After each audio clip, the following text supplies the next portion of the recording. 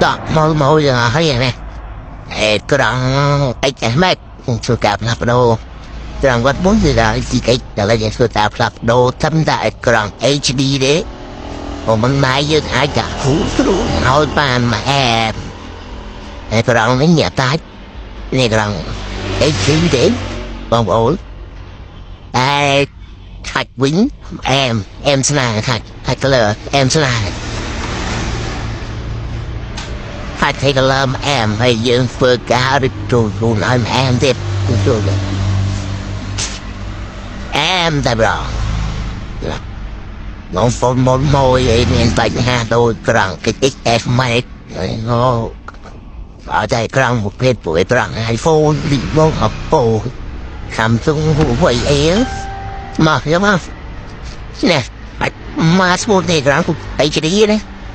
cái này cái dính luôn hát nè to chụp hết